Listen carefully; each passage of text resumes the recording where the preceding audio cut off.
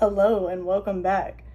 That just actually scared the fuck out of me, dude. Weird things always happen in my apartment when I'm by myself, and it's scary. I don't know when I started incorporating the whole clap thing when I start my video, but it's just what I do now. Welcome back to my channel. Today I am telling one of the funniest story times I think I honestly have to tell. My life has been a series of unfortunate events, and you guys really liked my last story time video, which, by the way, thank you.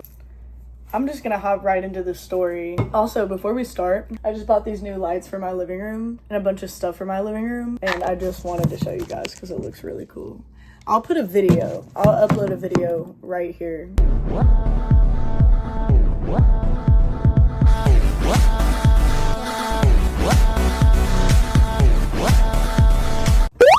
So about 2 years ago, I was living in a not so great area in Nashville. And before I had moved there, I did know that it wasn't a good area in Nashville, but I was like, my rent was so cheap. And I got 3 pools, a gym. Now, throughout the first 8 months of living in this unit, I've already noticed some pretty sketchy things about the place. I started hearing about how people's cars were getting broken into. So I eventually installed a Ring doorbell camera. When I installed this Ring camera, I really just used it for funny moments. I never caught anything suspicious on it.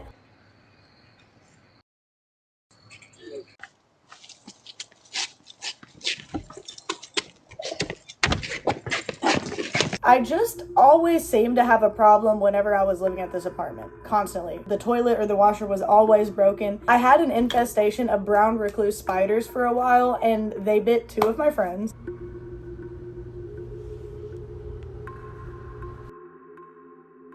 And just overall living here was starting to become a nightmare. Halloween night, me and my friends, we go out and we party, and obviously my friends park at my apartment. Me and my friends and this guy that I was dating go out to this party for Halloween, and we're out until 3 in the morning. We finally come back home and we all spend the night at my house. The very next day, we're all hungover. We wake up, we feel exhausted. My friend asked me if I'll go outside to the car with her to grab some of her things, because my friends were also aware of the sketchy things going on in my apartment complex, and we were all just really crossing our fingers and hoping for the best. So we go outside. I'm looking on my phone, and I'm super busy with what I'm doing on my phone, and all I hear is my homegirl scream, "Where the fuck is my car?"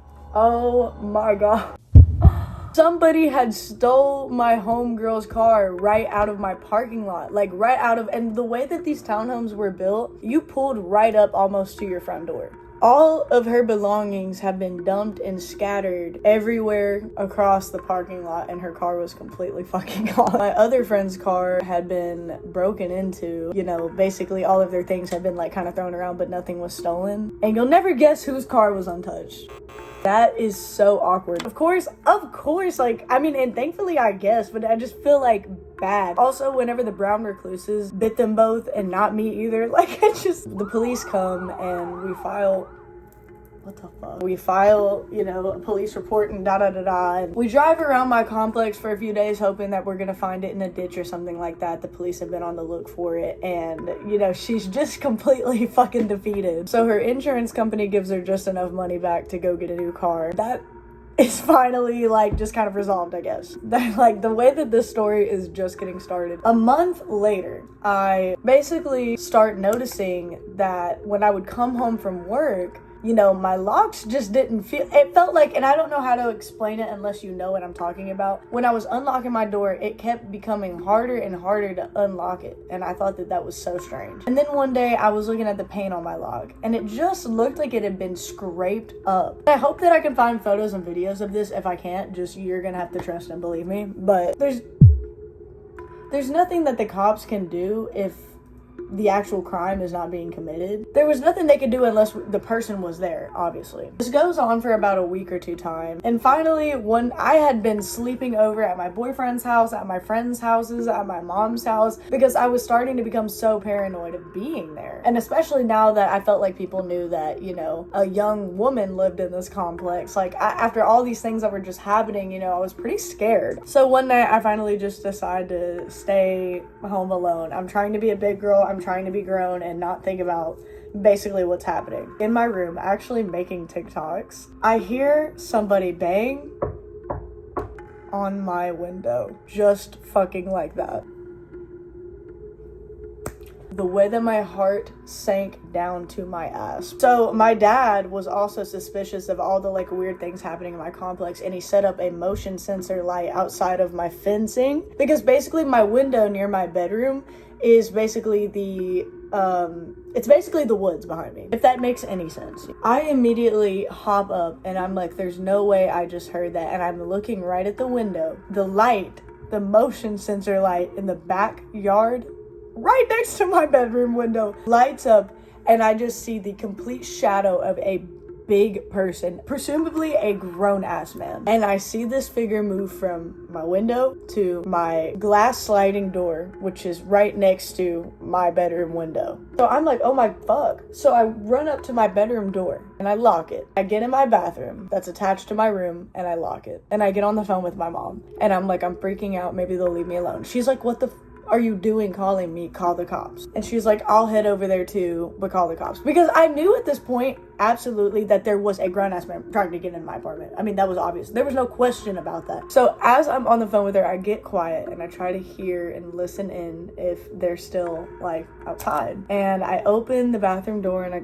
peek my head out, and the motion sensor light is still on. Now, it had been a minute since I had hopped in the bathroom, so for the motion sensor light it would go off fast. So for it to still be on, I'm like kind of worried, but then I'm like, maybe they finally left me alone. And then I start hearing the sound of what sounds like them tearing at my door. So all I hear is just like ripping or tearing outside of my glass sliding door, and I'm immediately, oh hell no, like they're trying to get in and I'm out of here. I do call 911. The cops are like, oh my god, we're on the way, and they tell me to wait. And so I'm waiting in the bathroom with the door locked of the bathroom and my bedroom. And so halfway through, you know, maybe it took about 10 minutes for the cops to get there. Halfway through, they were still going to work at that door. Then as soon as I was hearing, you know, cop sirens and things like that, the noise had basically stopped. Whoever it was messing with my door was definitely far gone by that point. I think it's pretty clear and obvious that whoever it was trying to rob me, because I had my blinds were completely broken, so you could see into my living room, and I have this big fat flat screen TV, and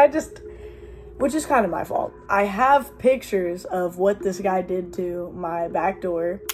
The cops weren't able to do anything because whoever was trying to break into my apartment was no longer there. So I always just look like a fucking nutcase. Not long after that, maybe a month or two after that, I finally moved into a different apartment complex, thank God. 8 months down the line, the cops did eventually find her car, but by that point she had already bought a new car, and I'm not really sure what she did with that information or what happened after that, but that's what happened. I now live in a very safe, nice apartment that I have re-signed my lease on once, and maybe re-signing my lease again twice, because I love it here. Aside from that, the lesson we can learn is do not just go live somewhere just because it's cheap, because it could cost you your car or your flat screen TV or maybe your life. I'm alive though, they can't kill me.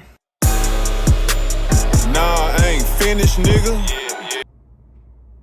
Yeah, I don't know. If you like my videos, it would mean so much to me that you left a thumbs up. Honestly, as of recently, nobody asked. I changed my niche up. Yeah.